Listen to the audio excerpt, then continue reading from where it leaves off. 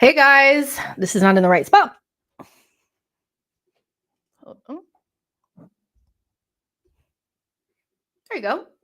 Hey guys, welcome to another live show. Another live She Knows Arsenal match reaction for Arsenal 3, Crystal Palace 2.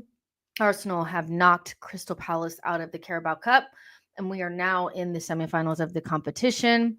So make sure you guys are liking this video, subscribing to the channel, and most importantly, getting into the chat, letting me know what you guys are thinking and feeling, because we have a lot to talk about. What a tale of two halves. Like that, I feel like that's my first thought. My first thought is tale of two halves.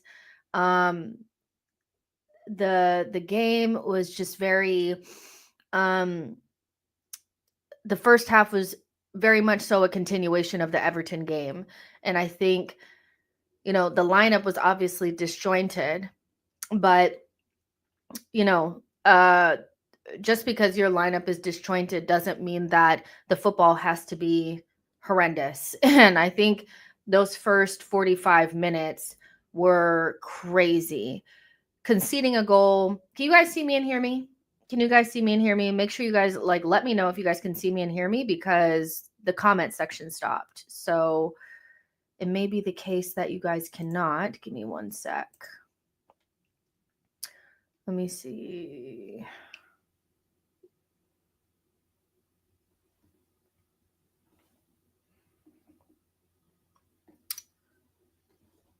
The comment section is stopped. Okay, cool.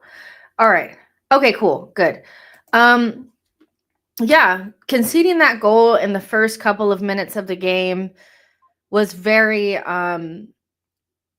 was I want to say it was shocking, but it kind of wasn't because Kivior really does struggle with strikers that are physical, and you've seen in the games where he's actually had a striker to go up against, he's lost either through the striker's movement, like Raul Jimenez against Fulham, and today against Mateta. He ducked, was not really up for it. It was the one battle that he had to go up against him for, the one time that he needed to win his duel, and he just couldn't do it because you noticed right after, like the rest of the game, he really didn't have to go up against him anymore. Like maybe things would have been different if they hadn't just got the goal and sat off. But it's like, you need to win your one duel. Just do the one. If you do that, we probably go through the game and don't have as many issues. But you lost that first one and it just threw us off. And it was really giving Mustafi. Just the ducking and the soft, missing the ball, closing your eyes, whatever it is. And as much as I like Kivior, I just think he has too many big moments where he just he's just not that guy. He has too many moments of inconsistency and big errors. Really, really big errors. The error against Bournemouth, tying your shoes against Brighton, getting bought by Mateta, the Fulham game, the Liverpool game at home this season. There's just too many moments where his mistake directly leads to a goal. And so, yeah, starting off the game like that was just not, I know that's not the way that Arsenal wanted to start the game. And what happens is, because Arsenal struggles so much, especially in that first half, to create chances and to play with tempo, we just kind of pass the ball around for the next 40 minutes. And the narrative or the feeling, I feel like, at halftime was very much so, get the starters on.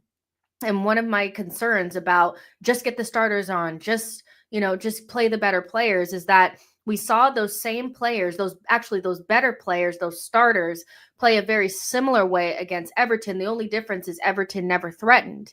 But we fundamentally, as a club, as a team, no matter who's in there, has a problem playing with tempo, accessing central spaces, passing forward, making runs, movement, all those things.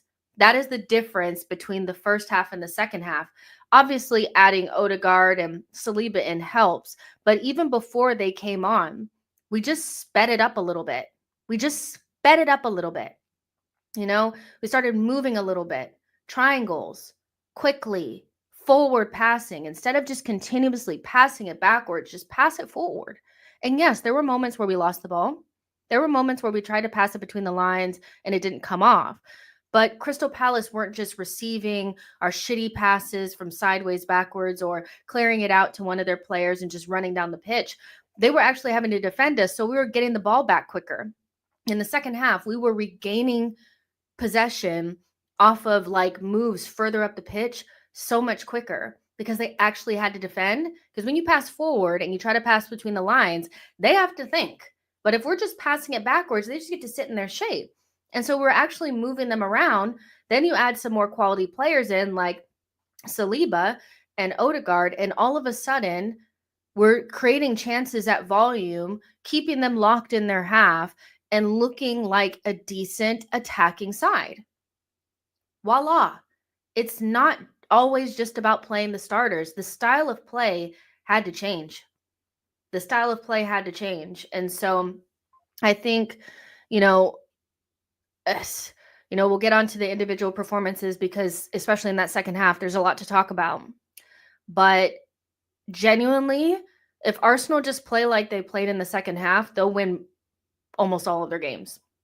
When we play like that, when we play quickly, when we play between the lines, when Odegaard is hitting the ball into actual runners, we look so much better. And Crystal Palace were deep. They were deep.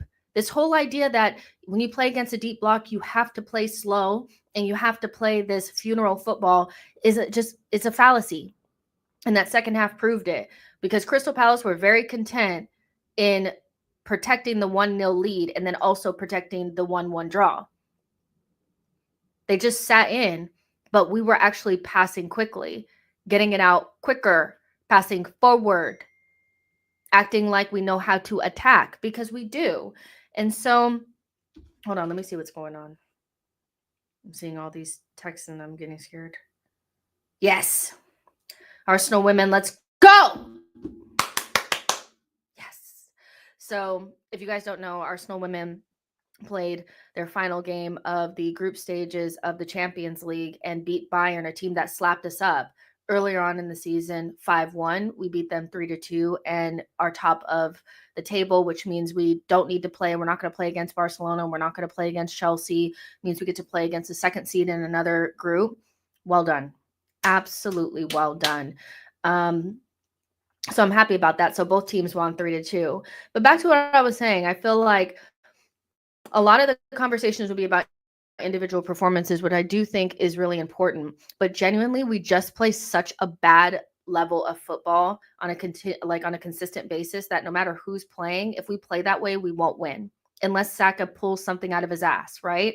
And so I think some players shined. I think some players flattered to deceive today. I think, we saw the difference between some of the starters and some of the people that were coming. My main takeaway from this game is that we just need to play attacking football and stop being afraid to concede, stop being to make a mistake, stop being afraid to play like Arsenal. We looked so much better. So, yeah, Kieran Tierney is probably people are going to want to talk about. The one thing that I will say is that I don't feel like we need to project or rewrite history with Kieran Tierney. I don't think we win the league if he's here last season.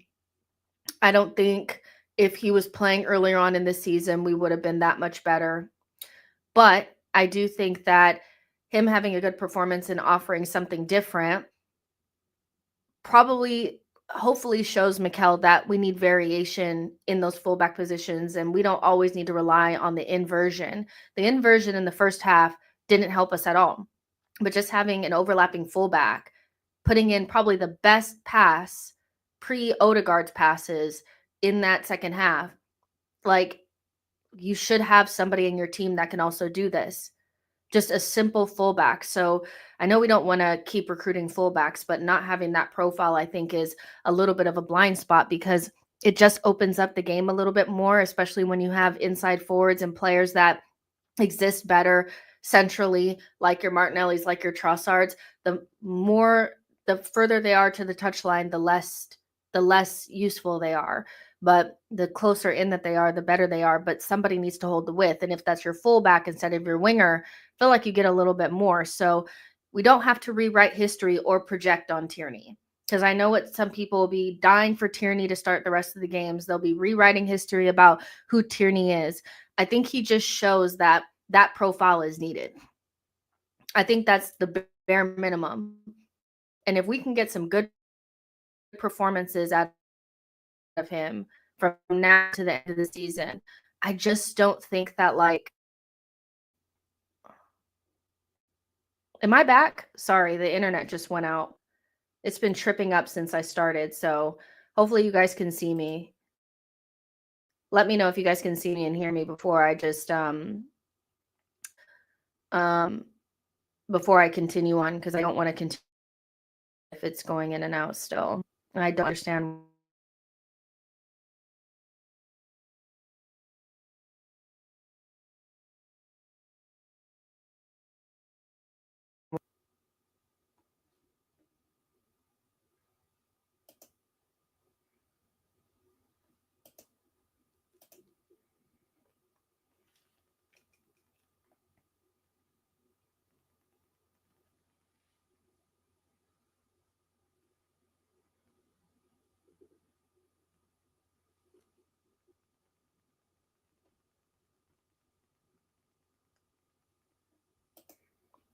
Okay. I just connected back to the internet, so let me know if you guys can see me and hear me. I'll check from my end as well just before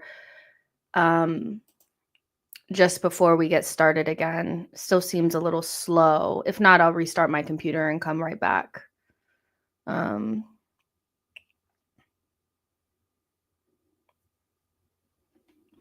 Let's see. Okay, I can see myself. So I think we're okay for now. Let's see how it goes. But yeah, I think Crystal, people can see me now. Okay.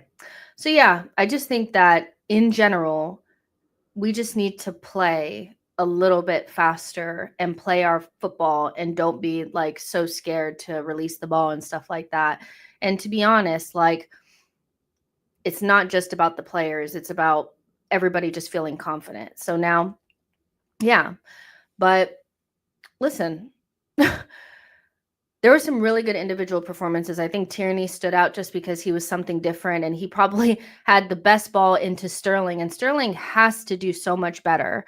Like Sterling on that back post, he has to do so much better. But I just wanted to point out that when's the last time that we've seen a ball go in across the 6 into a dangerous area where it opens up a clear-cut chance for somebody on the back post? Let me know, because I feel like we just haven't seen that. We just haven't seen it enough. And so, yeah, Sterling missed that chance.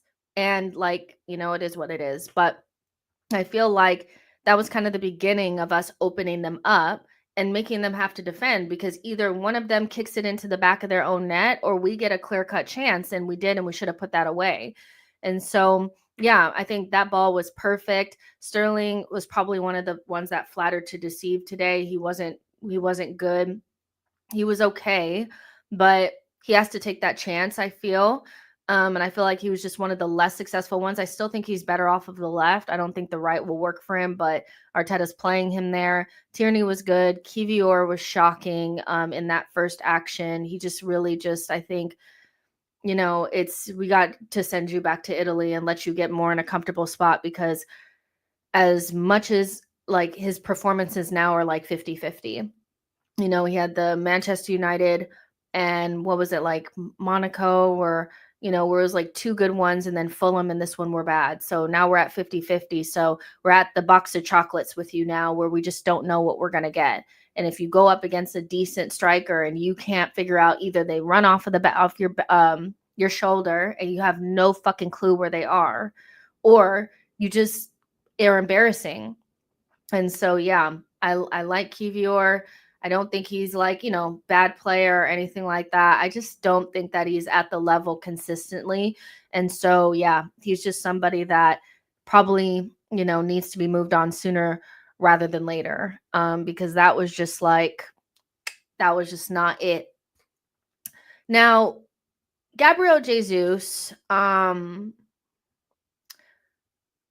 so I don't think, because I saw the timeline after he scored, and there was just a lot of people like with the, oh, well, where was this in 2024? Oh, blah, blah, blah. And I get that. This is why I feel like you have to separate whatever agenda you have against a player and then analyze the game as it is, and don't think too far back and don't think too far forward. We don't have to rewrite history on Jesus, and we also don't have to project too far. I think one of the fears for Arsenal fans is that if there's a player that you don't like that starts playing well, your biggest fear is that we won't buy anybody. So you almost want them to do bad, or you want to keep reminding people how bad that player was when they play well. You don't have to do that. You don't have to do that. I just think we need to be mature about it. Don't go too far back. Don't go too far forward. He was good today. And no matter how you feel about him, Arsenal are not going to go out there and get somebody in January. So I've been saying this over and over again for the last couple of weeks, that we cannot just go with the 12, 13 players that we feel confident in. Equally, with the attackers, we have so much less talent there than we do in any other part of the pitch, that somebody needs to have a purple patch or a little run of form to help us meet our goals, right? Because you can't just rely upon, maybe Kai Havertz, every once in a while, because as good as Kai Havertz has been for us, he's been spotty this season. Martinelli, we don't, again, box of chocolates. We don't know what we're going to get from him. Trossard is another box of chocolates. Don't know what we're going to get from him. Sterling looks like a flop. And so one of those players of Martinelli, Trossard, Raheem Sterling, and Jesus needs to get on a purple patch. They need to just give us a little something, even if it's for a month or two, until somebody else can get into form. But what we have now is there's just too many players that are out of it. And so again, whether you like Jesus or not, him coming into a decent form, which I'm hoping that this is what it is, because in the last, like, when he plays against Monaco, really good assist for Saka on the back post, 3 goals today. You have to imagine that he's like, I would think that that's a little bit of form, especially with even in between the goals, his play was a lot better today than it has been. So there's no reason to, one, dump him off onto the bench again. You still have to still keep playing him so he can actually get into the form, and we don't have to think too far. Don't think too far. Don't think into the summer. Don't think too far back either. We need somebody to come into form. And Jesus looked really good today. Whether you like him or not, he's not my favorite player. Still feel like we need to move on from him. Nothing has changed. But I can separate my feelings about him overall from the analysis, which is he scored a fucking hat trick and saved us. Like, not really saved us, but got us over the line in a game where we needed to win, because this is our best opportunity at right now to win a trophy. It is. And whether you like the Carabao Cup or not, or you think it's a real competition or whatever, it's more fucking real than the Community Shield. So yeah, like, we don't need to go too far, and I know that that's, people want to keep hammering Jesus because it feels good to be super negative, or, make sure that everybody remember he's shit though. Why? You should want Jesus to get back into some level of form. This is a player that we're paying 200 and something thousand pounds a week, and is the only player that comes off of the bench to play striker other than Kai Havertz. You should want him to do well, whether or not you like him or not. But I think he did really well today and looked so much better than what he's looked like in a year. And it coincides with a time where he's playing more. He played almost the entire game against Monaco. He played the entire game today, and those games are really close because the only game in between those games was the Everton game. So Arteta, hopefully he's learning that sometimes it works and sometimes it doesn't. 50% of the time where he used Kivior, it worked. 50% of the time it didn't. Drop points against Fulham because of it. So sometimes it doesn't work out. But playing MLS was a positive for us. Playing Tierney was a positive for us today. Playing Jesus was a positive for us today. And it allowed other players to sit the bench, at least for a little bit, because Odegaard and Saka still came on, but Havertz didn't. And he's somebody that I do think needs a rest. He doesn't look physically up to it right now. So if Jesus could give us a little run, a little purple patch for, a couple of games, that could help us until Havertz gets back into form, because Havertz has played a lot of football, right? And it also keeps you from being predictable, because there is a difference in the way that we play with Jesus versus Havertz. Now, there's pros and cons to both, and I don't think either one is the end result or end game for us.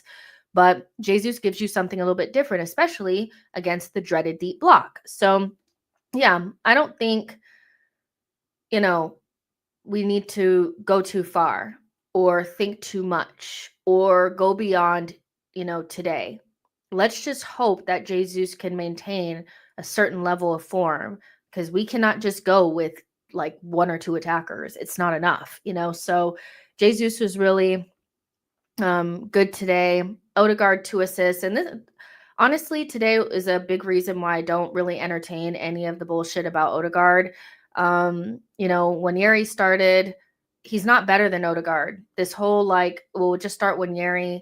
I think Wanyeri does need more playing time, and maybe we should try them together. And if Odegaard's not playing well, yeah, you could take him off. But the idea that, he's anywhere near the stratosphere of Odegaard is just like, You guys just never learn. I'm seeing people talk about it could never be you. I'm going to say this right now.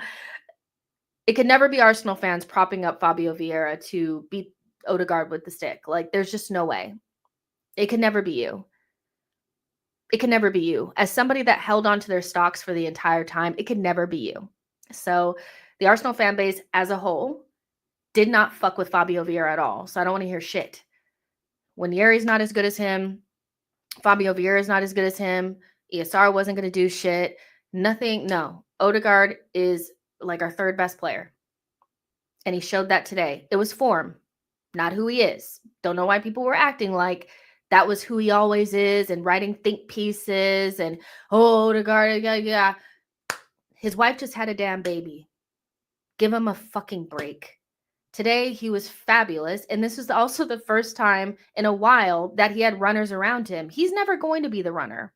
That's the one thing about, Henri's like analysis was that he's not running. He's never going to be the runner. He's just not. He's not ever going to be the runner. But if he has runners off of him, like Jesus was making a shit ton of runs, Saka came on and was making runs, he'll find them like he did today. So that's why I don't entertain any of the Odegaard nonsense. And yes, we need other creators in the team. I think that that's true. But some of the nonsense over the last couple of days, I'm like, it always comes like very quickly.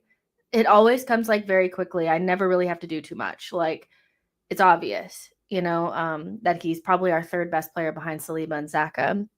And was he great in the last couple of games? No, but that's form.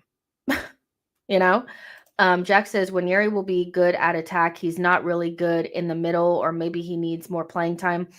I think he needs more playing time, but I just think he's a young player. I think you saw like MLS had a great game against Monaco, and then against Everton was maybe a little bit more quiet. Young players have like moments of like the inconsistency. Everybody does. And so I don't think Nwaneri was bad. I think he also played in a corner where there wasn't much going on, because Sterling can't run. Jorginho's not going to make runs beyond you from the inside, and Partey is not going to overlap. So there were times when Nwaneri was getting the ball and looking around and there was nobody making a run. And so I think he was more of a victim of just being a young player and shit happening and playing against better opposition in this cup competition, and also playing on a side wasn't really clicking and not having runners around him to hit the ball to. And also, I think he's better receiving in the pockets. I don't think him and Odegaard are similar in the way that they attack the game. Odegaard is more of a passer. The pass before the pass unlocks the game for us in attack. I actually think Nwaneri's probably going to be better suited to receiving those passes from Odegaard and hitting it into the back of the net. And so recognizing the differences in their game and how they could possibly complement each other in the future, I think is exciting. But if you're looking for somebody to unlock the game in that way, because Nwaneri was also receiving the ball really deep, really, really deep. And that's not his game. That's Odegaard's game, So I just think where we were in the game, it just suited Odegaard better. Odegaard's also just a much better player at this stage in his career. He's 26. Nwaneri's fucking 17, So, and that doesn't mean Nwaneri is crap, or anything like that. He's fabulous, and I would love to see them play together. But I think some people needed a humbling today. Yo-Yo says Odegaard picks locks. Nico says anyone in the chat writing Nwaneri off is brain dead. And I don't think, like, when I'm saying that Nwaneri is not as good as Odegaard, he shouldn't be. And we shouldn't expect the same things of him. And I do think he, like, in one way he deserved more playing time, but I don't think it was like the super wrong decision to take him off today. It's just finding that balance of the right times to use him and then having the right players around him, because today I just don't think he had the group around him. If Saka was in front of him and Timber was behind him, probably would have played better, but there's just no one around him, and we just really didn't get going into the second half. So it's not deep. I do wish that we could play them two together, but Arteta doesn't seem interested in that at the moment. So yeah. Mata says, crazy to see what happens when we run instead of walk. I mean, Jesus, can we just run more? I mean, it's just, can we Can we just run more? I mean, the movement and the passing forward, we passed forward so much more in that second half than we have in like 2 games at the Emirates, or like 1.5 games, because obviously like the second half of today was much better. But it's just tempo, movement, confidence. It's not always just about the personnel. Of course, the personnel gives you varying levels of quality, but there are worse teams that were playing better football than us just because they did simple shit. They moved, the tempo was quicker.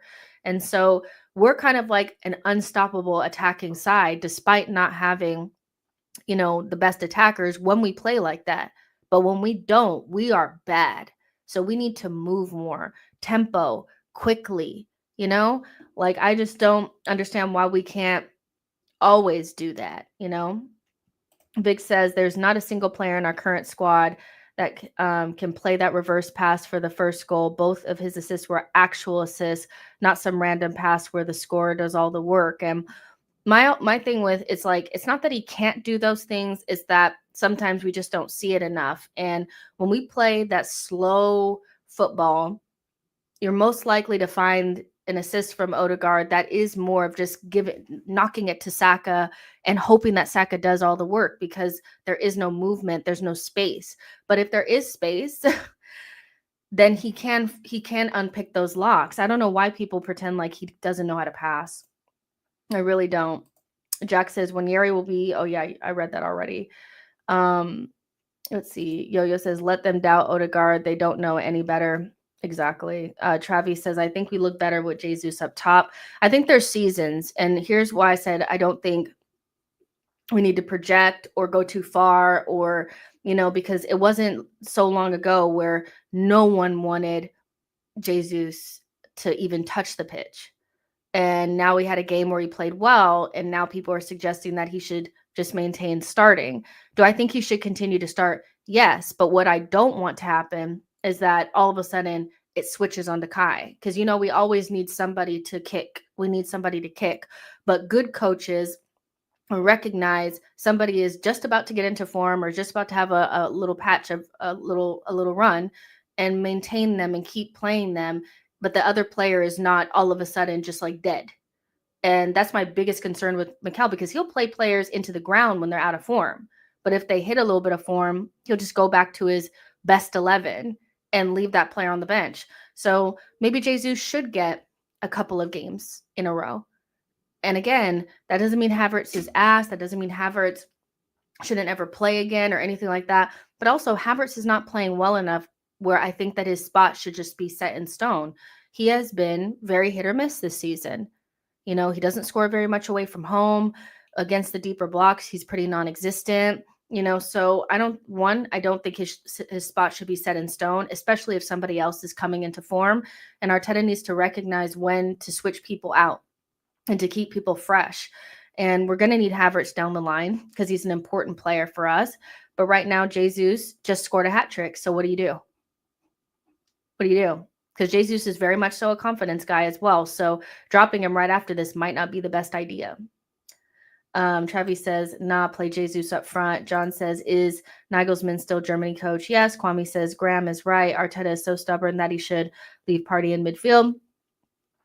Also, Jorginho was really good today. Longshot says, agree, Partey has to stop playing at right back. It's hindering us going forward.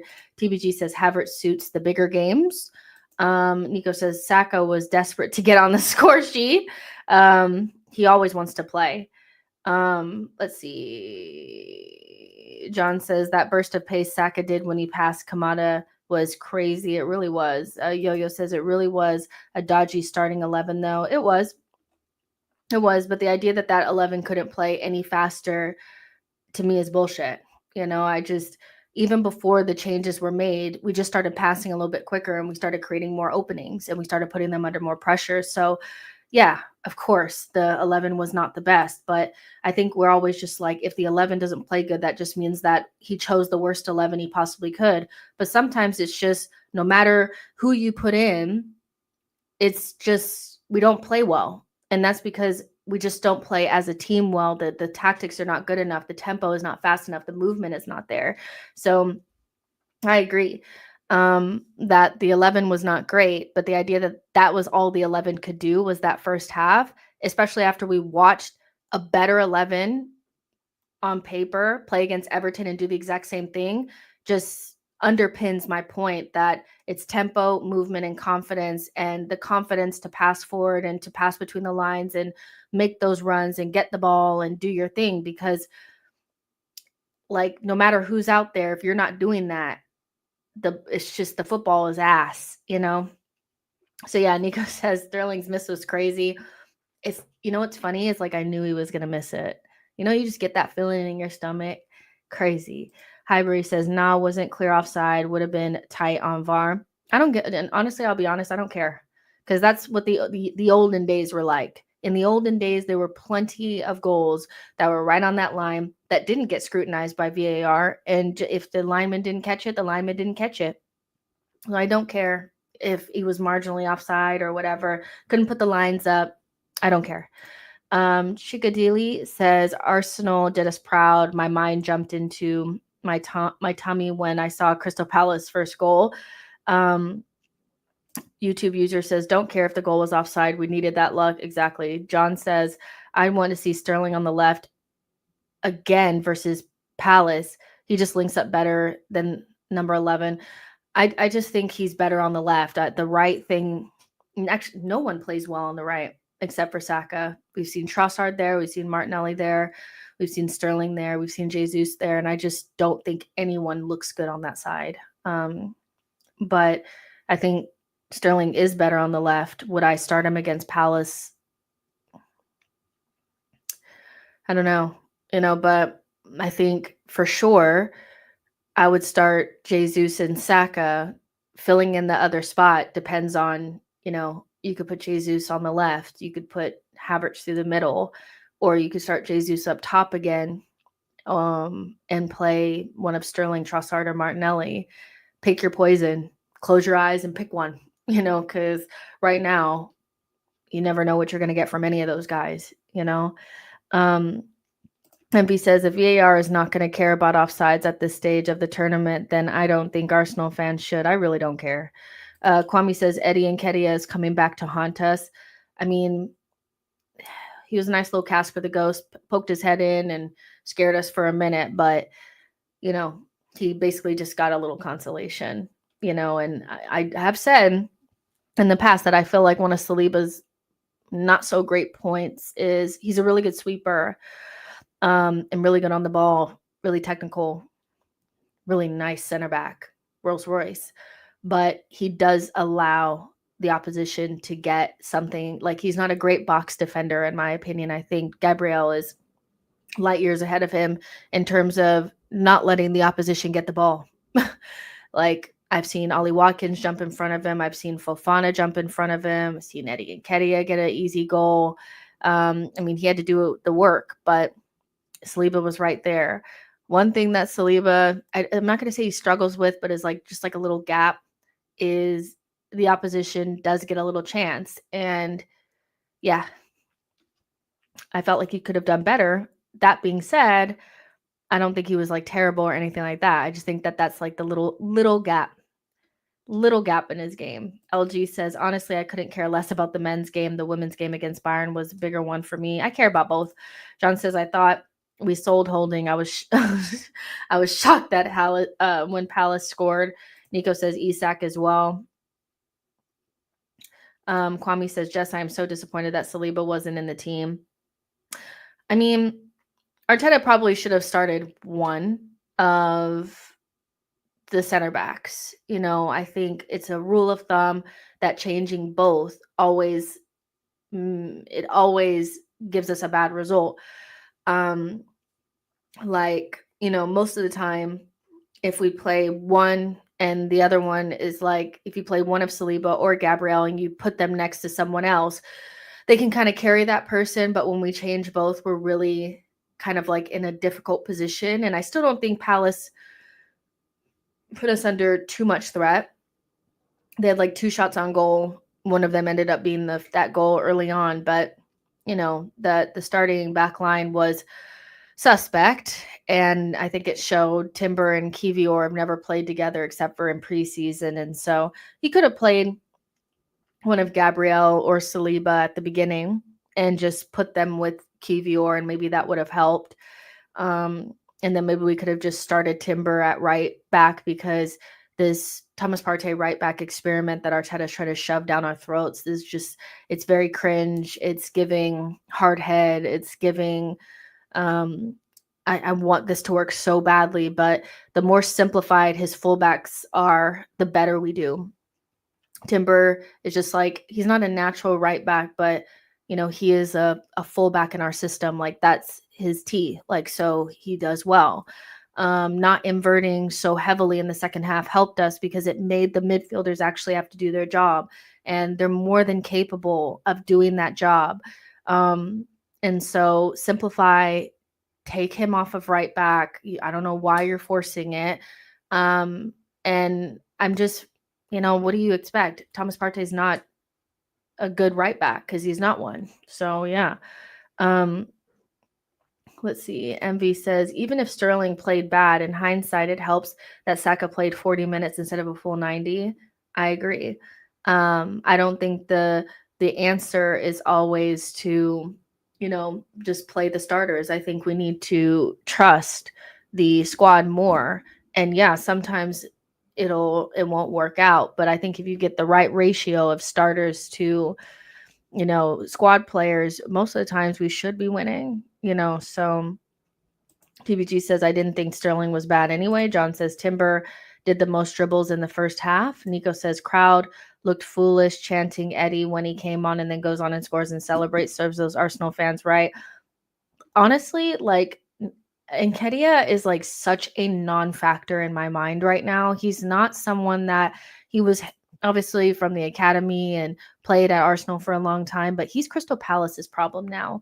So if he scores and celebrates and we still go on and they go home, that's fine. I don't care about Nketiah anymore. Like, he's not our problem anymore, and he has a new club and a new situation, and if he wants to celebrate, do your thing, because yeah. Mata says DM at right back slows us down even more, I think. And it's just taking too many touches. Chris Eddie Channel says, was at the game. Odegaard changed it, very direct. John says Arsenal women beat Bayern. Very important game for them. Very important game for them. And also Renee's biggest win so far in terms of the opposition. And, me and my friends talk about this all the time, that, Bayern, Chelsea, and Man City are the big kind of games to see whether or not she's good enough to take the job. I'm still apprehensive about giving her the job, just because she hasn't really proved that she can be better than or go up against, Sonia Bonpastor and, good managers like that. But beating Bayern is a really good first step. So let's see how it goes. But that was massive, because now we don't have to play against Chelsea or Barcelona or Lyon that came in like first in their group. We get to play the next team down, which is good for us. So yeah, Big Smell says, looks like 2022-2023 Arsenal are back. The Arsenal perspective says, yeah, let's celebrate both wins, Gooners. And John says that return leg in the Prem is going to be tough at their ground also. Long Shot says, is it 2 legs in the semis, home and away? Really tough teams left in the semis. I do think it is. But, once you get to the semifinals, like, the draw has been really kind to us throughout this entire competition. And I feel like that's always a good sign of, this is something that you should take a little bit more serious. Not so serious that you never rotate or play your best 11 when you're playing Bolton Wanderers, but serious enough where, you really try to win this competition. And as much as I, like a lot of people, I don't give a fuck about the Carabao Cup. I don't care. Even if you don't care about it, and even if, like, because obviously these conversations are constantly being had about how winning a domestic cup won't change the narrative around the club. How about we actually have that cup in our hands, and then we talk about what's the narrative around us after we get it? We're always talking about hypotheticals of if we win this, if we win that, if we got a Carabao Cup, it wouldn't, it would, it will. How about we win it first? Because winning trophies is never a bad thing. And I do think that because we don't win enough trophies and because there's always a narrative to try to spin around why it's okay for us not to win trophies, that we talk ourselves into this idea that the Carabao Cup is just so low on the priority list that, we should just, no. You should try to win everything that's in your sight path. And this is the first time in a domestic cup that I can remember in a long time that we got decent draws. We could have got Newcastle or one of those fucked up draws. We got Crystal Palace at home after getting Preston and Bolton. If that's not a sign to take this a little bit seriously, I don't know what is. Let's get to the final and see what happens. We never stay in these competitions long enough to let the luck be on our side, ever. We always go out before anything can happen. And the FA Cup, we got a shit draw. We got Manchester United at home. And I know that that's like their shit, but we know how they are in domestic cup competitions. We know how they act. They go all out because that's their tea. That is their thing. So I don't care what you think about the Carabao Cup and how little it is or whatever. We don't win enough to be so highfalutin about which competition should we be winning. How about let's win it first and then talk about what the narrative of the club is after, instead of talking ourselves into this idea that winning a Carabao Cup is not going to change anything. I get it, but I'd rather celebrate that than nothing. Technically, what, 3 more games until you win a trophy after 5 years of not winning shit? Yeah, they better take that thing seriously. They better take it seriously. 3 more games, 2 semifinals and a final until you win a piece of silverware, something that has evaded us for 5 years. So that's all I'm saying. And this team, this group of players needs to learn what it feels like to win, and they've never won anything with each other, and the longer they go without a trophy, the more difficult it's going to be for them to win it. So even if it is a Carabao Cup, they'll know what it feels like to win something, and even that little bit of mid-season confidence may be enough to push us harder in the league. So let's not keep talking about bullshit. It's like, I don't know if it's like you just don't remember what it feels like to celebrate trophies for so long that it's like talk yourself into saying that like it doesn't matter, but trophies do matter. And yes, there's varying degrees, and no, winning a Carabao Cup is not going to change how people view Arsenal because obviously it's the big ones. But in terms of this group of players learning how it feels like to win something and actually get to the end can be monumental for a group that's still quite young. You know what I mean? So I don't know why people keep talking themselves out of trophies. It's very cringe. It gives me the ick, and it's such a bad mindset to have. You should want to win every single thing that is in your way. And when you get the draws that we've gotten, you have to think that like maybe it's meant to be, So let's just not talk about what it would be like if we won one and just wait till we get one and then see how it happens. See how it goes, Richard says Carabao Cup is a cash cow for the league. Wake Up Mind says in the past 5 years, I don't know what this is referring to, but we haven't won anything in the last 5 years. Helicopter School says we won 4 FA Cups in 7 years and we're told it's only Wiggins Cup and need CL football. Now we're told we don't win anything. I hope we win it, but nothing will stop rival agendas. And that's why I don't really know why you guys are so, the narrative of the club won't change. Who cares about the narrative of the club? We need to start winning silverware. Like, it's not anything that every single season we should win something. And if it's not the Prem and it's not the Champions League, then it's got to be one of these domestic cups. So let's just nick something. We don't have to galaxy brain everything and big brain everything and try to figure out a way to make it okay not to win anything. Because that's, to me, that's all it is. That's all it is just trying to figure out a reason why it's okay not to win something. It's ridiculous. Kwame says, Jess, I want us to win the Premier League title. in the CL, but we can't. Yo-Yo says Arteta's only success was in empty stadiums with Aubameyang wearing the armband and Emmy between the sticks. This Carabao Cup is a necessity for both the manager and the squad's development.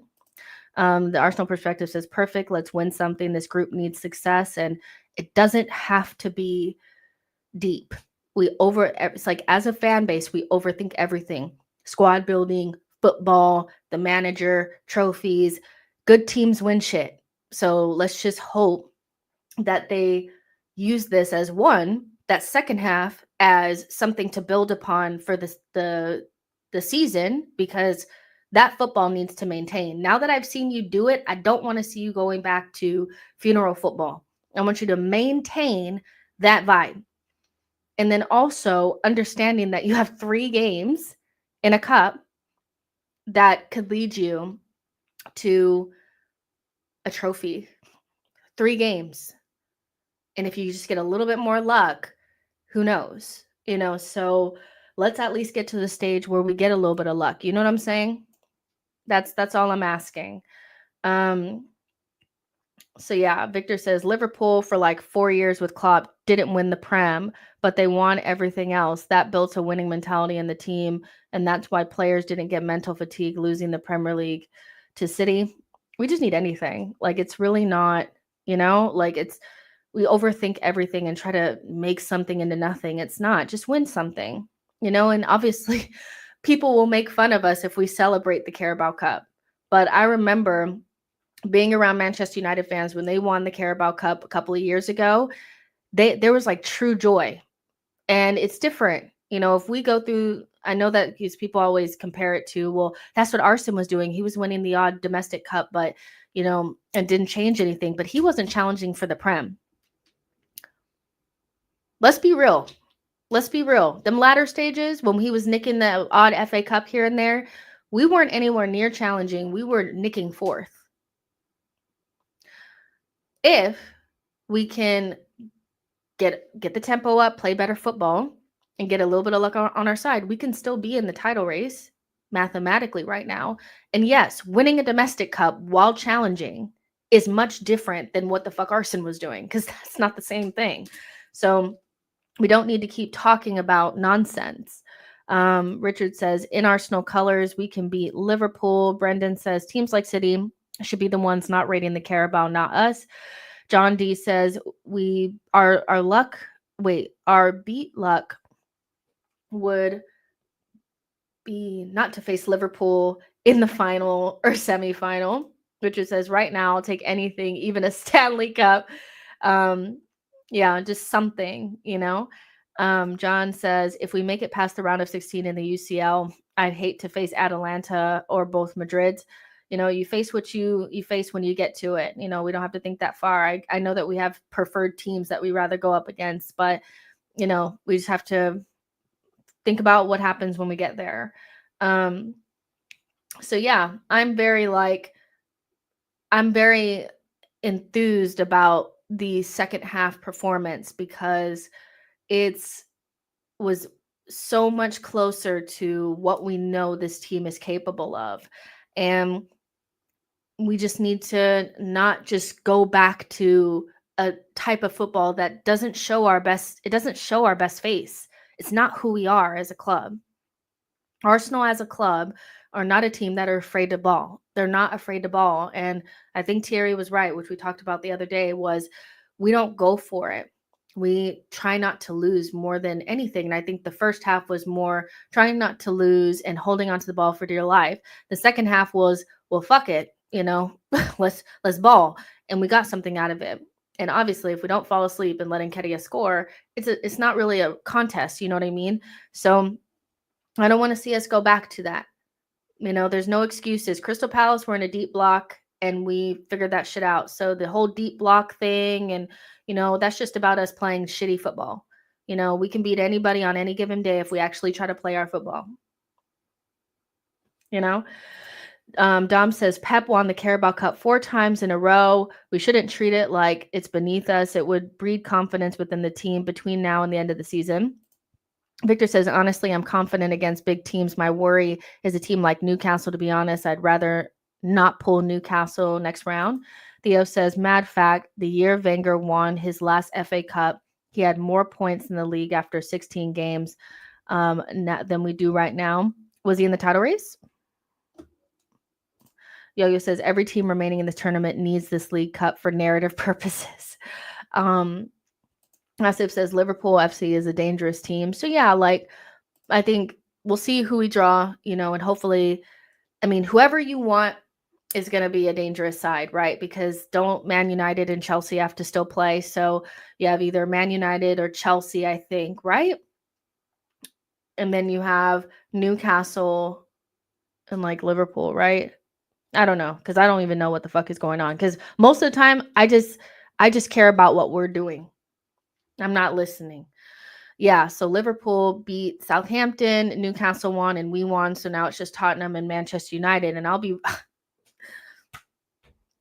I would say just off of the dome real quickly, if I had to say like quickly which team I would take in the semis,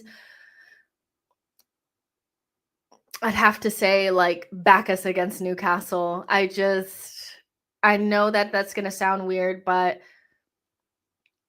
I'd rather Liverpool play Tottenham or Man United. The narratives around those two teams and Arsenal are too big to bear. Going out of a semifinal against like the cock and ball or Amorim would kill me. So personally, I'd take Newcastle knowing that we played as poorly as we could ever play against them away from home a couple of months ago, and we only lost by 1 goal. They're a decent side, but they're beatable. I think they're beatable, especially if we play decent. But I think the goal is to avoid Liverpool, and I would prefer not to play Tottenham or Man United. I don't need our biggest rivalry games to be that semifinal. I actually need Liverpool to get one of those. They'll beat them easily, But yeah, I don't know what you guys think, but yeah. I don't like Tottenham in the semis. Johnny D says, I'd like Tottenham. They're easy pickings that Hadalari Highline. That's a good thing, is that they're not really that good either. So I get that. Kwame says the final Manchester United. Nico says we had easy games till now, so I'm not complaining about anything. That's fair enough. That's fair enough. It's like you get what you get at this stage. Arthur says, do we have a strong second 11 despite the injuries? I'm worried we can still just throw these cup games away. I'll be honest, Arthur, I think whether or not we do well with rotated squads is whether or not the team actually plays our football. I think most of the time when we rotate, it's like maybe Arteta does a little bit too much, and most teams don't have a full second 11. The idea that all these other teams have these full second 11s, they don't. They have like 4 players on the bench, 5 players maybe max, that give them a decent level of quality off of the bench. We have that too, but I feel like these players don't have confidence. A couple of weeks ago, the player that Jesus was today wasn't the player that, we were seeing.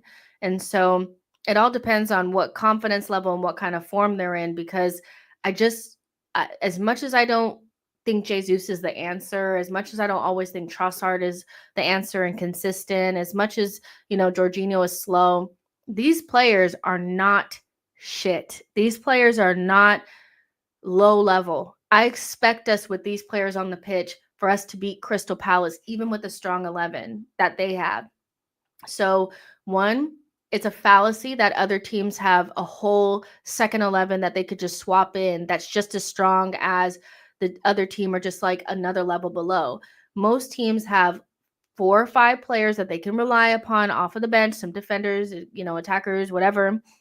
Our problem is that I think Arteta struggles to get good performances out of them because he usually ices them out for long periods of time. And I think that's more of an issue than their actual quality. I've always felt that way. Is their quality the same as the starters? No, I don't think Jorginho is just as good as Partey or Rice. I think those are better players. But the idea that Jorginho being in the team means that we just lose doesn't make sense to me. So these are Raheem Sterling and Jesus, Trossard.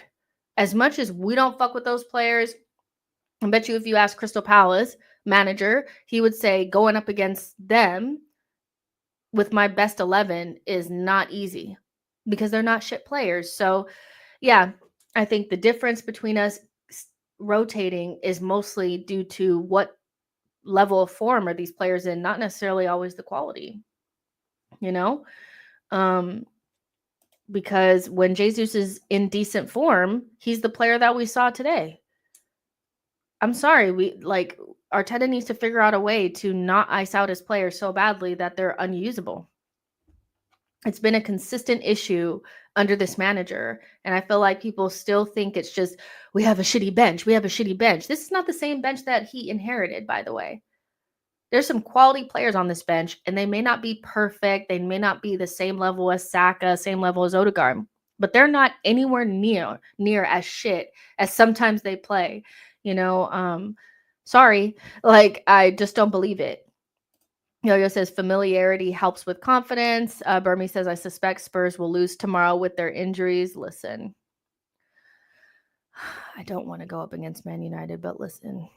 Maybe we need to. Wake Up Mind says our struggles aren't against big teams. It's versus these low block, mid block teams these days. So playing a big club actually brings confidence. When's the last time we beat a big team in a cup, though? I feel like in the cups, we usually go out to them pretty easily. Liverpool, Man City, we've done it over the last couple of years. In the league, we do okay because there's an option to draw. If there's just win or go home, I want to see how we do. Because our narrative against big teams is mostly based upon what we do in the league. And we draw a lot, especially against those teams, Liverpool and City. So I want to see, excuse me, if we get into do or die, whether or not we perform against a big side. Because that's what it is. It's different. So yeah, but Boy says players aren't that good. They are well coached. Well, they're not well coached. They are this whole entire season. Arteta's not been coaching them well. So Arteta at least needs to get that right. Longshot says, who do you want tomorrow to win tomorrow, Jess? I mean, I hate Man United more than I hate Spurs, not because I get that Spurs is more of the rival, but I don't live in London, so I don't have to be around Spurs fans all the time. So I guess if I had family members that were Spurs fans and I actually lived in London and had to see them on a daily basis, I would hate them more. But I don't have that tangible hate because, one, they're not relevant, and two, they're shit, So I think Man United, I'd prefer them to go out. Yo-Yo says Arteta as head coach in empty stadiums, excluding the Shields. Fair enough. And Samuel says, I want you guys in a one-off. I'd rather Spurs in the semis. I don't know who you support. So yeah. But yeah, I think we did we did well today. And let's go ahead and fly through these player ratings. But if Arteta maintains this, and they keep playing like this, we could win a shit ton of games. We just have to actually play football and not be afraid to play our game. Raya, a lot of people were saying that he could have done better for that initial goal and that maybe he didn't make himself big enough. But if I had to do a split on who do I think was more culpable, I would say 90% Kivior, 95% Kivior, 99% Kivior, 1% Raya. Otherwise, I think he did really well today. No clean sheet for him, but it is what it is. 7. Partey at right back. I'm not going to go on him because that's not his natural position. I think the performances there are actually getting worse, which is normal because you usually have one game of brilliance in a out of position, and then you start to go back to the mean after that. And it's just not his vibe. It's not where he needs to be. He's a midfielder, and Arteta needs to dead this. It doesn't work.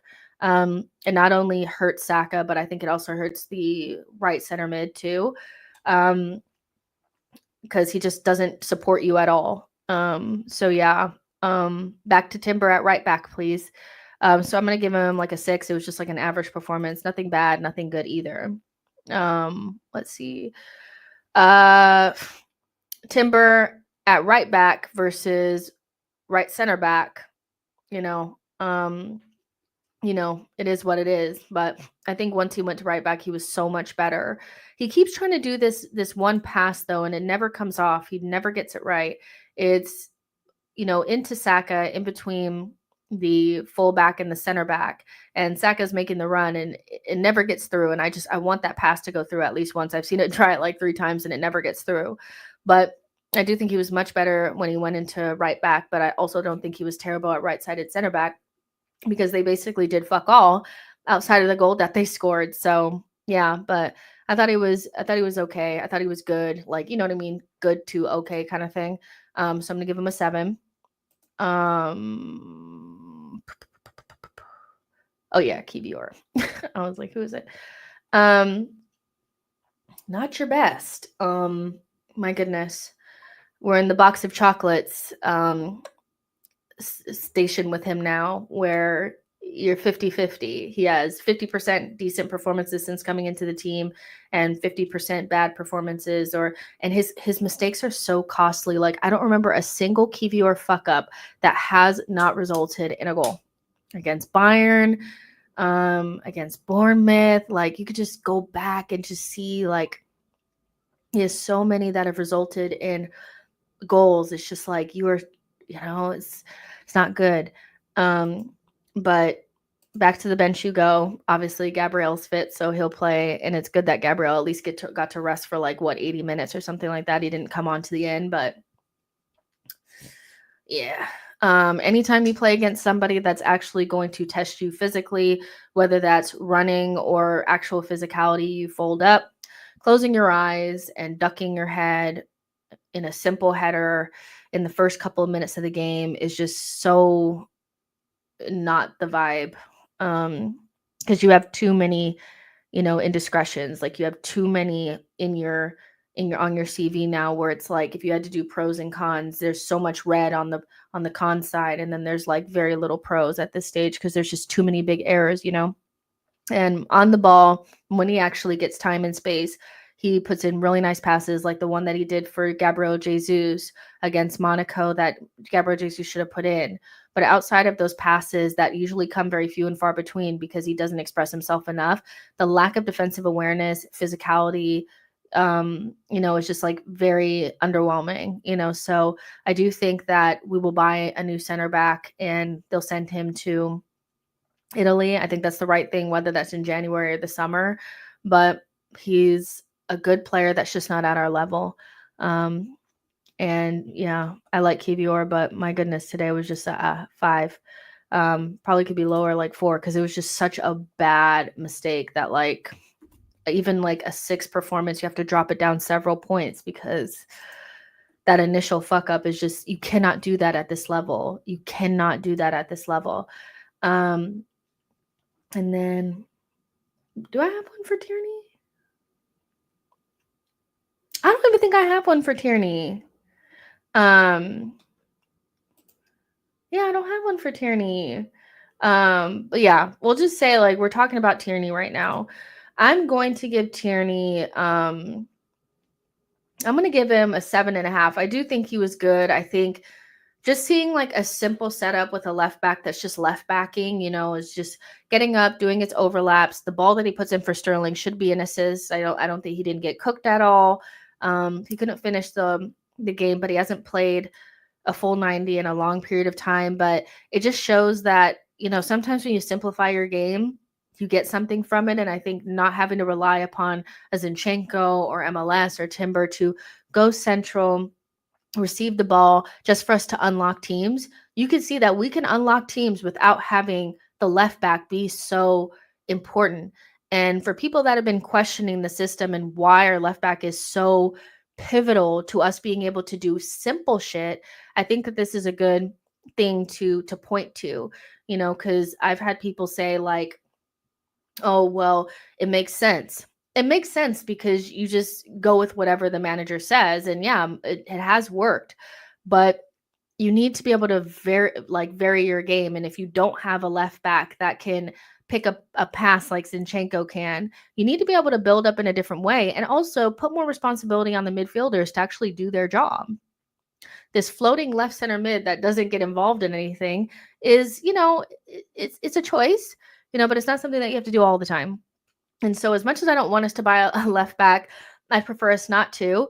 I do think having a better version of Tierney would not be that bad of an idea, because our left wingers need to be more central. They need somebody else hugging the touchline that's comfortable in those wide areas that can get past their man and put in a decent pass. And so I think Tierney is just almost like a rough draft or like a visual of something that we could have if Arteta just ditches this whole idea of having a left back having to be a center back or a midfielder. It could just be a fullback and we could still play our game. This is a Premier League side that came with their best 11. So we don't even need to go into, but it was Bolton, it was so-and-so. This was a Premier League game, basically. And we looked just fine with an overlapping fullback once we decided to actually start playing football. And so I think it's a good it's something good to have. Will we get it? Probably not, because Arteta's obsessed with his ideas. But I thought Tierney was good. I'll give him a 7.5. And again, don't need to rewrite on Tierney. He doesn't need to be somebody that stays forever. In fact, I think Ornstein said that he will go, which is the right thing. But yeah, like it was nice seeing him. Kwame says Kivior 4, Timber 8, Gabby 7. Theo says Kivior can't recover at all. Easily our slowest defender. Murdersocker physical frame. So Kivior and Zinchenko sign Hato. Burmy says, I didn't see the game, but I'm wondering if these players stepping up their mentality because of what's at stake. What was at stake? I mean, I do think they got screamed at halftime. I'm not going to lie, because again, even before we made the changes, the football had changed already. And I know it's like we only remember after Odegaard came on, but we actually started opening them up right after halftime. And I do think Arteta probably screamed at them, and they needed a kick up the ass, because what was that first half?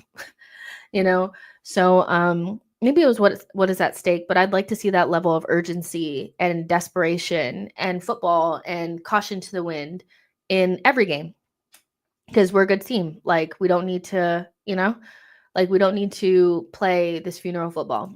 Dom says, hot take, Tierney might be our short-term solution for the left-hand side creative output deficiencies.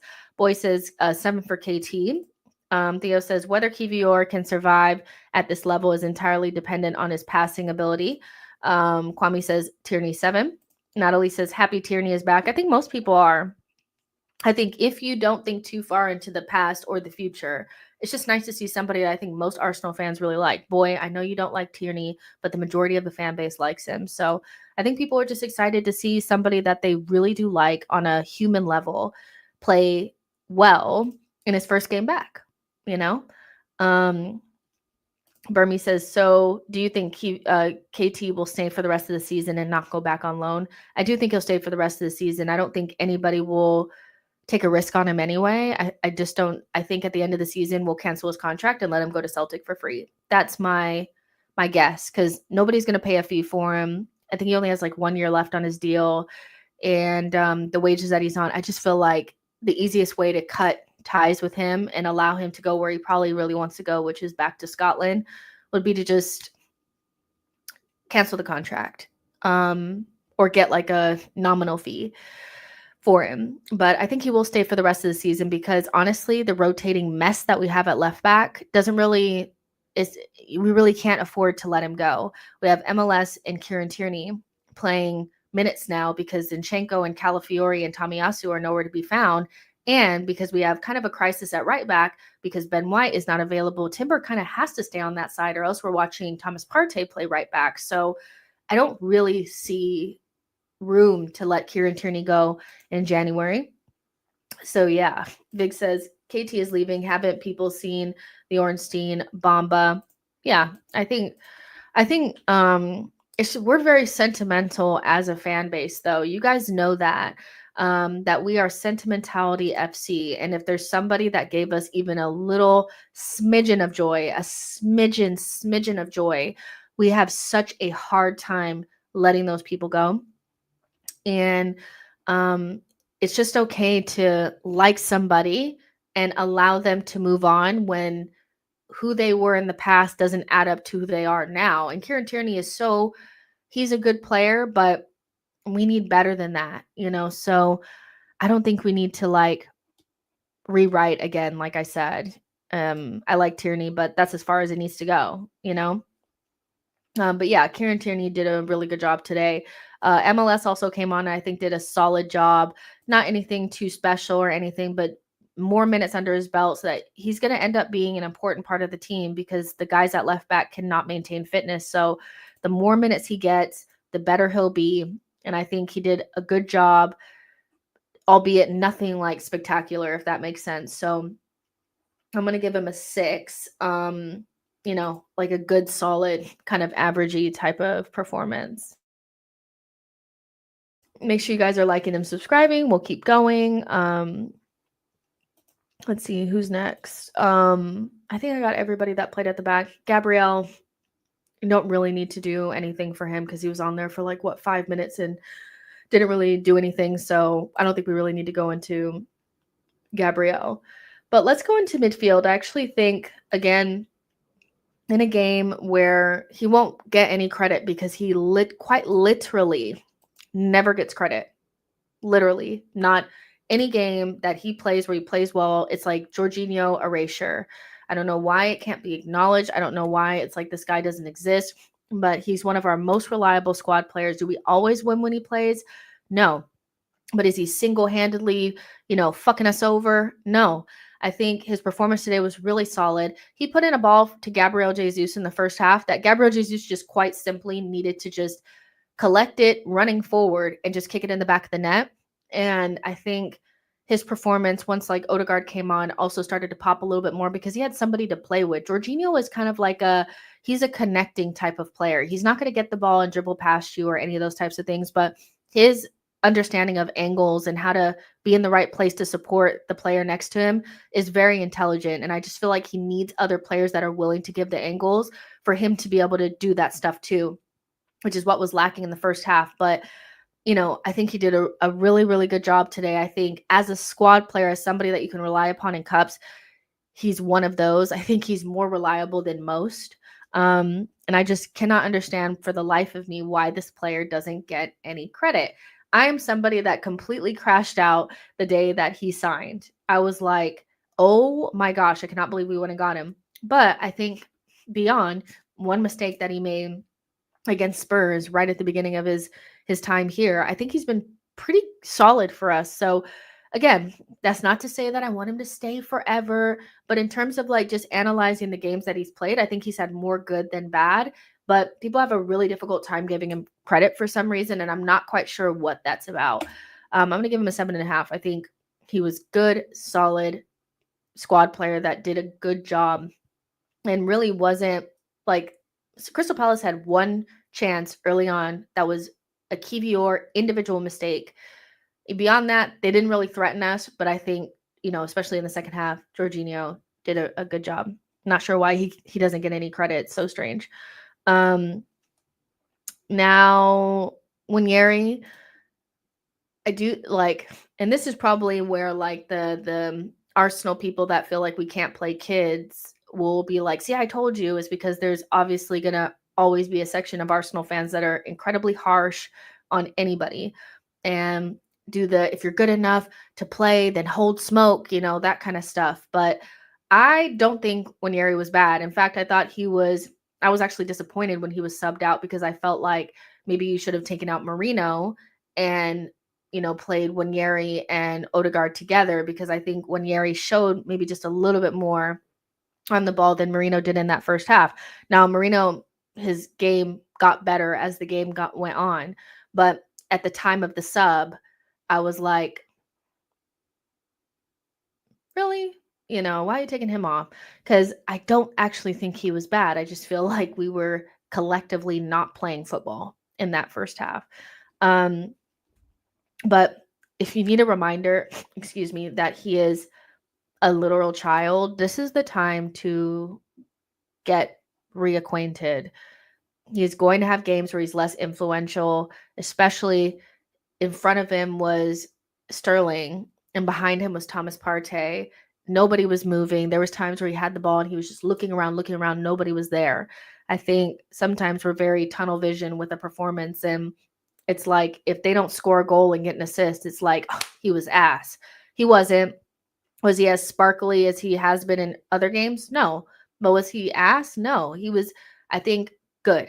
I think he was good, especially for just a half performance. And if he had maybe played once the team actually started to try to play football, Odegaard and him, who knows? He probably would have did better, So I'm going to give him a 6. It wasn't bad. It wasn't the worst thing I've ever seen.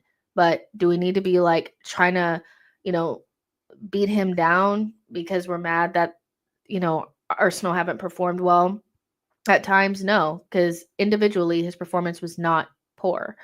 So yeah, we'll stop here and read some of your guys' comments. Theo says, Mikel Arteta playing Wanyeri and Odegaard at the same time, never happening. Victor says he barely has any options or runners in the first half. Agreed. Vic says, Wanyeri 6, average performance, neither bad nor good, did nothing in the first half, not his fault as such. Boy says, very weird seeing people saying Wanyeri can't play in midfield. I think we're always very quick to make very harsh and conclusive statements when we're emotional. And it was just, and this is my thing, if you can look back a couple of weeks ago, days ago, and think something completely different of a player, it's probably not best to make a strong statement, because just a couple of weeks ago, people wanted Wanyeri starting. But he has a usual or a typical type of game that you have when the team collectively is not playing well and a 17-year-old is put right in the middle of a group of players that are not playing well. And so just a couple of weeks ago, everybody wanted Wanyeri starting. He had good cameos. He was doing a good job. And now all of a sudden people are saying that he can't play in midfield because of emotion. Now, if you're looking back for 6 months, 7 months, 8 months, then it's probably okay to make more sturdy and, opaque statements. But right now, it's nonsense. Like, he's just a kid. He's quite literally just a child. Like, you would have expected this. Mosquito says, hi, Jess. Today's match is clear proof that we need a striker. Havertz would have never done what Jesus did, but unfortunately, Gabriel Jesus is not continuous.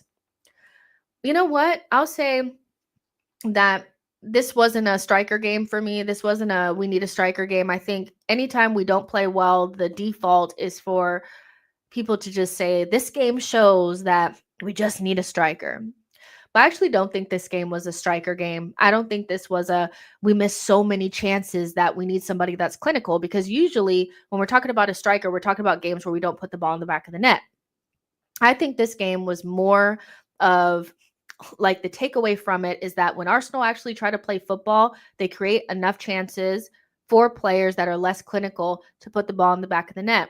We are capable of playing good football. We are capable of playing at a higher tempo. We are capable of breaking down deep blocks if we want to. If we decide to play how we did in the first half, a striker, the way that we were playing, maybe would have nicked a half chance or something like that. But I actually do think the story of this game is more about how Arsenal play when we actually decide to play football, when we engage, when we push, when we combine, when we pass forward. So I actually disagree that, overall, we still need a striker, because somebody's going to hear that and say, oh, Jessica doesn't think we need a striker. Yes, I think we need a striker. But was this game the the tipping point or like a good example of why Arsenal need a striker. No, this is a good example of why Arsenal need to actually play football and stop playing not to lose, you know? So yeah, Blaze says Arsenal fans already turned on Wanyeri. I knew it would happen because of our fan base. Because our fan base always want to slander someone when the player's playing bad. And I mean, I think in general, there always needs to be somebody that is getting the collective hammer blow to the noggin. Like there's always at least one player, if not two, that the Arsenal fan base as a collective want to take a hammer and just keep beating them down, just keep beating them down. And so now if Jesus continues to play good, I expect that to be Havertz, because it always has to be that just someone is getting slapped up every single time. So I don't know who will end up being the scapegoat now. I think for a couple of games it was Trossard. It's been Martinelli kind of continuously. Kivior will definitely get some too, for sure. Probably, earned. But if it ends up being Wanyeri, I just feel like this fan base is brain dead, because surely you can understand why a 17-year-old wouldn't be, always consistent, right? Jack says, I will start Gabriel Jesus over and over ahead of Kai Havertz any day. Gabriel Jesus is good with the ball than Havertz. If we'd started Saka and Odegaard, we would have scored at least 2 goals in the halftime. I mean, not necessarily. We had Saka and Odegaard starting against Everton and we played like shit. And nobody was saying that it was because we needed to start Gabriel Jesus. So again, I think it's really short-sighted. It was just like a day or two ago where if you had said Gabriel Jesus was going to start, people were spitting up blood. When we came back from the international break, Gabriel Jesus started against Nottingham Forest, and the absolute meltdown from that was like something I've never seen before. So I think it could end up being, if both Havertz and Jesus maintain a certain level of form, it's going to end up being horses for courses, because there are going to be games that suit Havertz better than Jesus and vice versa. And so neither one of them are end game, So yeah. I think sometimes it's just a little short-sighted. I don't think we need to make any big, but should Jesus start against Crystal Palace at the weekend? I think so. I don't think you drop somebody that scores a hat trick in midweek. So, yeah. I don't think Wanyeri was bad at all. Next, let's talk about Odegaard a little bit. Already kind of talked about him kind of at the top of the show, and so I won't go too deep into it, but it's really clear that Odegaard was going through something. He was playing really well since coming back in against Chelsea, and everybody was raving about him, and then had a couple of bad games right after his wife had the baby. I cannot imagine that it wasn't connected to that. Is it weird that a man would have I don't know, because he didn't have the child, but I would imagine that it was connected, because obviously the form right before that was completely different. And we know that Odegaard is at a high standard. Before that drop in form, people were saying that he was one of the best in the world. And so this is what I'm saying. If you can go back a couple of weeks and the overall opinion of a player was really different, then you know that people are just reacting from emotion and aren't really capable of just analyzing a couple of games and putting that aside. They decide that that's who the player is. And so I'm not surprised that he played well today, because he just needed one game. He just needed one game to get over whatever it was. Of course, Odegaard has gaps in his game and needs to improve. He needs to release the ball quicker. He needs to get back into good positions to shoot. And also, when he gets those opportunities, put the ball in the back of the net. I'm not saying that those things don't need to improve, but the level of think pieces that I was seeing, and gotta get rid of Odegaard, and he can't do this, he can't do that, he can't find the pass, he can't do this, is just very disingenuous if you've been watching this player play for your club for 4 years. It's been 4 years. You know what he's about. And so I think people waited a couple, until he went through a bad run of form to get their agendas off, but it always ends up looking stupid because this is who Odegaard is. So yeah, 2 assists, and they were real assists. Like somebody else was saying, they weren't just like laying it off to Saka and he dribbled through 4 or 5 players. They were real assists. And so hopefully this starts a new run of form off of the back of like some not so great form over the last couple of games. I'm never really worried about Odegaard. I'm so sorry. He's one player that I feel like I know down. I know what he's good at and what he's not good at. But when he's playing well, we are so much better. We're so much better. And since he's been back in the team, despite bad form, we haven't lost a game. So even with him not being in good form, we're still a better team with him. Yeah, not a good day for the narrative, but I love Odegaardism. I love this guy to death. I think he's so, so good. And if he could just get back into that goal scoring form, even if it's not the 15 and 15 that he got that one season, if he could just at least score a couple of goals, I think we're in business here. But yeah, fabulous player, 8.5. No notes. It's just every day another dumb Odegaard agenda. And it's just don't you learn? It's like, haven't you learned your lesson? I don't have one for Marino. I don't know when I'll get it. I'm so lazy. Let's just say this is Marino. Marino. Callum Marino. As I don't know where you are, child. But I'll give Marino like a solid 7. I think he was good. Have to rewatch the game because a lot of Marino stuff that when he does it's like sometimes you have to rewatch to actually see what he does because he does not have like a shit ton of touches. But I'm gonna give him a solid 7. I don't think he was terrible or anything like that. I think he was good. It was just like a solid performance from him, if I'm honest. That's my initial feeling on it without rewatching the game. I think, Trossard was very Trossardy today. He had some really stinky moments where it was like his technical level just goes in and out. And I think the more he's in the box, the better he is, especially because he's further away from your goal. The further away he is from the goal, the more shaky he becomes. But he wasn't like a total train wreck, but I did start to get that feeling where I was like, you're taking him off, So I'm gonna say a 6. I think him and Sterling were significantly worse than Jesus, and that says quite a bit. So yeah, 6, like kind of average performance, not great.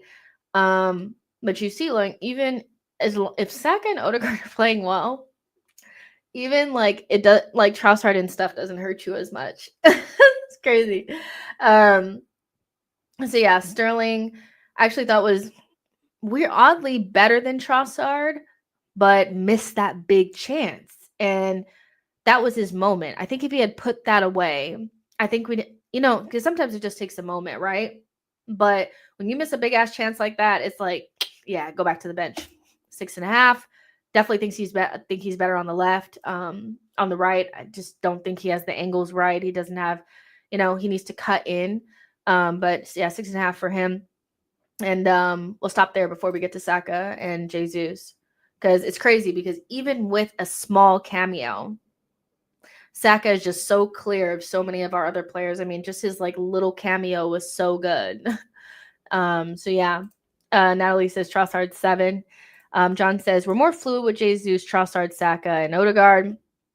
Burmy says I think Jesus versus Kai is a matter of game type and state. Gabriel Jesus has a great technical skill and probably more productive against deep blocks, whereas Kai works better for hold-up, link-up play, and aerial duels. And I think quite literally that is where we're at with the two of them is if they're both in good form, it's horses for courses. I really don't think Kai is so clear of Jesus when they're in form that he's undroppable because his game is not an all-weather game. It's very much so suited to more space, aerial duels, more physical kind of circumstances where Jesus is probably better for us against these deeper blocks, right? So I just don't think anybody is like, you're benched forever now, Kai. Like, I don't think it's that. But I do think Jesus deserves more playing time based on the fact that it feels like he's coming into a little bit of a form. assists against Monaco 2 games ago, 3 goals today. I just feel like Arteta cannot afford to just throw him back onto the bench. So yeah, Blaze says, I can understand constructive criticism, but how could you slander a 17-year-old? I think some fans starting to criticize Wanyeri from viral clip when James defending Ethan against Gunnar Lee. Vic says, Odegaard 9, man of the match. Even though Jesus scored 3 goals, he orchestrated those goals. Also, can we get some runners behind? I want to see those reverse passes off the ball defensive unit, ruining transition. Jack says, I will never criticize Odegaard. He's one of our best players. And I'm not saying he doesn't deserve criticism at times. There are times where I give him scores and people are like, you're giving him a super low score. And I'm like, I just feel like he can do better. I don't think he's infallible, but I do think that some of it is over the top. It really, truly is. Like sometimes I think, I don't know what the problem is with him, why he has such like I feel like I know what it is, but I don't really want to go into it. But I do feel like there is a section of the fan base that revels in times where he's not in great form and try to project that into who he is as a player, but go very silent when he's playing well. And it's just so strange. Wake Up Mind says Odegaard does 3-man jobs. Sometimes it's hard to predict him. So yeah. Now, Jesus, hat trick. I think his overall game was actually good because he had other chances as well. It wasn't just the hat trick. He had other chances where he looked good. His movement was better. Some of his skills were actually looking really good. And I'm just like, this is the time to double down, lock in this form. And that's from Arteta and Jesus. Jesus can't fall off of a cliff. And also Arteta has to remember that sometimes you have to go with the player that's in form, that's hot right then, and not just switch it up because you already pre-planned that Jesus would start midweek and then you'd go with Martinelli and Kai, so if I'm saying this right now, I think he should start against Crystal Palace at the weekend. And those goals were not just like standard goals. They were beautiful. The runs were great. The skills were good. The link up was great.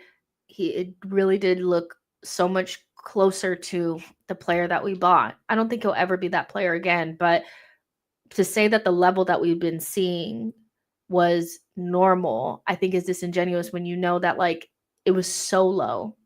Like he was unusable at a stage. So even this version of Jesus to me is not somebody that I would, not buy another striker for, but is somebody that I'd love to use a lot more. And I hope this is the player that stays. 9.5. Like, I feel like the only thing that would have made it better is if we had collectively as a team played better for the first half. But, I personally cannot give the hat trick goal scorer anything other than the man of the match. I just feel the overall performance was really good. And there were also times where Trossard could have passed him the ball a lot earlier when he was making those runs and he just didn't. If he continues to play like this, hopefully people will start to use him more and pass it on the ground, by the way. I don't know why we continue to try to pass it to him long in the air, but those little slip passes are like cash money. So yeah, 9.5 for him. I thought, yeah, this is what I was talking about when I was saying start giving him a little bit of playing time and see if he can catch on a little bit. Please maintain this, Jesus. We cannot just go with what we got right now. And last but not least, I just give it up for this little cameo because he got an assist, but there was like some other shit that he was doing. And I was like, this guy is just outrageous, isn't he? He's so clear of so many of our other attackers. It's outrageous. Like it really is Saka's world and we're just living in it. I know he wanted to get on the score sheet. He wanted to do more, but even him getting to rest for whatever amount of minutes it was, 40 minutes, whatever it was, 60 minutes is so good for us long term. So as much as I don't think Sterling really like nailed it today, I'm happy that he had a passable performance, passable enough where Saka didn't have to come right in or even start, and to get an assist in like that short amount of time. He's just so clear. And when Jesus and Saka and Odegaard get in those pockets and do those triangles, I really do think that the tempo and the confidence and passing forward is not something that is unobtainable with squad players. I think it's just a mindset, because we've seen even our best 11 struggle to break teams down and play very slow. And so I just want to reiterate that I know we want to do individual FC and player FC all the time because it feels good and it's low hanging fruit. But genuinely, I feel like our lowest performer over the season has been our style of play, our lack of invention, our inability to really put other teams under pressure, to keep them locked into our half, but also are locked into their half, but also peppering them and making them have to actually defend.